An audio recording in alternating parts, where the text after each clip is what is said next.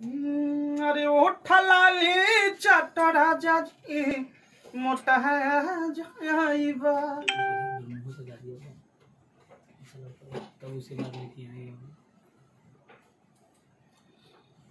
आई सब jury jury jury एकदम दबा के। नमस्ते प्रणाम, हम आप सबके भाई अवधेश प्रेम यादव यही में सब गोर छू के गोर लगा तनी आप सबके उन्ना मतलब विवाह। और बताई का हाल चल बटे आप सबके क्वेश्चन बनी।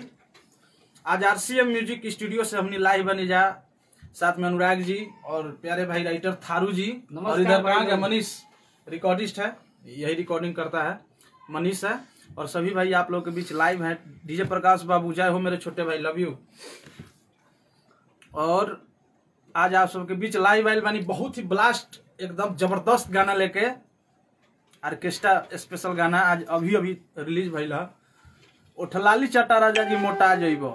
आप सब जाई, ऊपर लिंक देवल बाटे, एक बार सुनी और जितना हो सके उतना दबा के शेयर करी भाई के गाना के, और ढेर सारा प्यार आशीर्वाद भी आप लोग से मिल रहल बा एकदम दबा के, और सही गनगनावले नहीं एकदम वाह। अरे की उठलाली चाटा राजा जी मोटा जाइबा। बहुत ही ब्लास्ट गाना रिलीज भइल बा, आप सब सही प्यार आशीर्वाद देत रही जा। अभी तो ट्रेलर बा, फिल्म बाकी बा,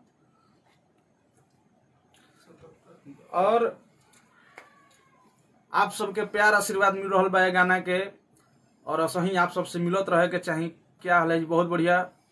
कुमार राकेश गुड नाइट, अनुराग भाई लव यू, सिंगर मुन्ना मतलबी, और लिंक देवल गइल बाटे, आप सब लिंक के ओपन करी जा और ये गाना के सुनी शेयर करी। अब तक सबसे बड़ा ब्लास्ट हिट बा भैया, लव यू। डीजे प्रकाश बाबू थैंक यू, जय माता दी। सिंगर चंदन सूर्या, प्रदीप कुमार, डीजे आर के झारखंड जय हो। सिंगर राज रत्नेश, अमनीश कुमार सीतामढ़ी हाय हेलो मेरे भाई। पिक्के पवन जियो से लव यू। साजन राज हाय, का हाल अवधेश बाबू?